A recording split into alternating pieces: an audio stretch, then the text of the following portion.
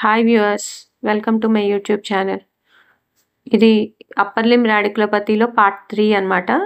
First పార్ట్‌లో symptoms ఎలా వస్తది, నర్వ్ కంప్రెషను, లేకపోతే exam findings, history and physical examination second పార్ట్‌లో ఏమేం టెస్టులు చేయాలి అవన్నీ చెప్పాను కదా.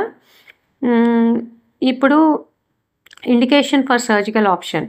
ఒకవేళ 4 to 8 వీక్స్ లోపు సిమ్టమ్స్ ఇంప్రూవ్ అవ్వట్లేదు, సర్జరీ చేయాల్సిన అవసరం ఉంది, వెంటనే చేయాలి. లేదు significant or progressive motor deficit ఉంది, అప్పుడు వెంటనే సర్జరీ చేసుకోవాలి. పర్సిస్టెంట్ సిమ్టమ్స్ ఉన్నా సరే, లేకపోతే ఏదైనా న్యూరలాజికల్ డెఫిసిట్ ఉన్నా సర్జరీ ఆప్షన్ వెంటనే కన్సిడర్ చేసుకోవాలి. ఫోకల్ డిస్క్ హెర్నియేషన్కి అయితే మైక్రో డిస్కెక్టమీ చేస్తారు, లేకపోతే ఒక్కోసారి ఫొరామినాటమీ పడుతుంది, లేకపోతే ఒక్కోసారి డీకంప్రెషన్ ఫర్ ఫొరామినల్ స్టీనోసిస్ కూడా చేయాల్సి వస్తుంది. ప్రోగ్నోసిస్. నాన్ ఆపరేటివ్ ట్రీట్మెంట్తోనే చాలామందికి సిమ్టమ్స్ ఇంప్రూవ్ అవుతాయి. న్యూరాలజిస్ట్ అనేవాళ్ళు ఎవరైనా సరే ఆ నాన్ ఆపరేటివ్ ట్రీట్మెంట్ అనేది చేయగలరు ఫిజియోథెరపీతో పాటు. ఇనీషియల్ స్టేజెస్లో ఫిజియోథెరపీ పెయిన్ కాజ్ చేస్తుంది కాబట్టి కొంచెం సిమ్టమ్స్ తగ్గాక ఫిజియోథెరపీ అనేది రికమెండ్ చేస్తారు, ఫిజికల్ థెరపీ అనేది. Plus retraining, neck retraining exercises ఉంటాయి, పోస్చర్ స్టెబిలైజేషన్ ఉంటాయి.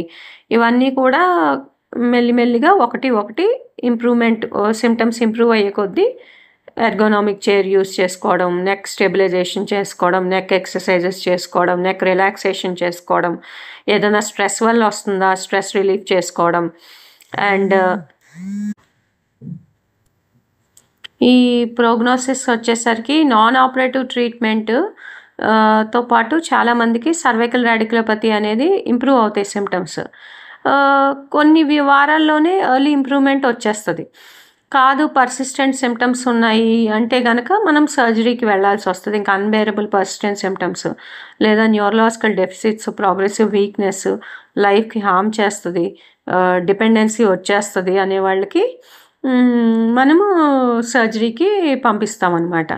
సో ముందు ఈ నాన్ ఆపరేటివ్ ట్రీట్మెంట్ అంతా ఎర్గోనామిక్ చైర్స్ యూస్ చేయడం, నెక్ ఎక్సర్సైజెస్ చేసుకోవడం, స్పైనల్ ఎక్స్టెన్షన్ ఎక్సర్సైజెస్ చేసుకోవడం, స్పైన్ రిలాక్సింగ్ ఎక్సర్సైజెస్ చేసుకోవడం,